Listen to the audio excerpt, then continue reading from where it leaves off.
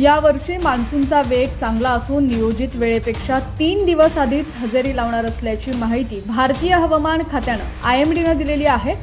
Monsoon साधारणपणे 22 मेच्या सुमारास अंदमान आणि निकोबार बेटाच्या किनारपट्टीवर पोहोचतो, परंतु यावेळी ते 19 मे पर्यंत 3 दिवस आधीच पोहोचणार आहे। मे महिन्याची 15 तारीख संपल्यानंतर सर्वांना मान्सूनबाबत उत्सुकता लागलेली असते।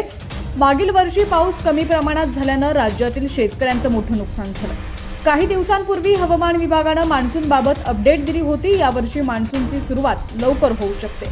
हवामान विभागानं तारीखही जाहीर केली। केरळमध्ये 31 मेच्या सुमारास मान्सून सुरू होण्याची शक्यता आहे। उत्तर पश्चिम भारतात 16 मे आणि 18 मे पासून पूर्व भारतात उष्णतेच्या लाटेचा अंदाज हवामान खात्यानं व्यक्त केलेला आहे। देशाच्या विविध भागात अवकाळी पावसानं हजेरी लावली असली तरी अजूनही सर्वत्र उकाडा जाणवतोय।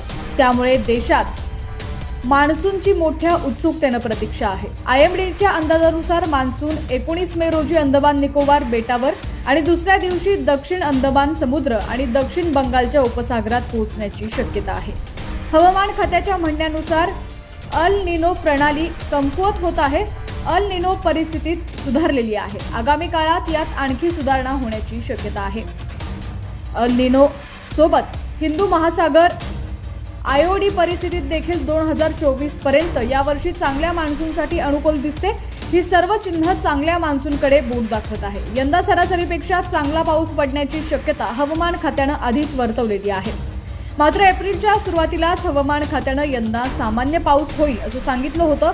मात्र परिस्थिती सुधारल्यानंतर मे महिन्यात सामान्यपेक्षा चांगला पाऊस पडेल असा अंदाज आहे। नैऋत्य मान्सून 2019 मे पर्यंत अंदमान आणि निकोबार बेटावर पोहोचण्याची शक्यता आहे। यानंतर 29 मे ते 1 जून दरम्यान केरळाला धडकू शकते। साधारणपणे 10 जून पर्यंत मान्सून महाराष्ट्रात दाखल होतो। यंदा वेळेवर येण्याची अपेक्षा आहे। मान्सून 15 जून पर्यंत गुजरात, मध्य प्रदेश, छत्तीसगड, झारखंड आणि बिहारमध्ये दाखल होऊ शकतो। तसंच 20 जून पर्यंत ते गुजरात आणि मध्य प्रदेशच्या अंतर्गत भागात हजेरी लावण्याची शक्यता आहे।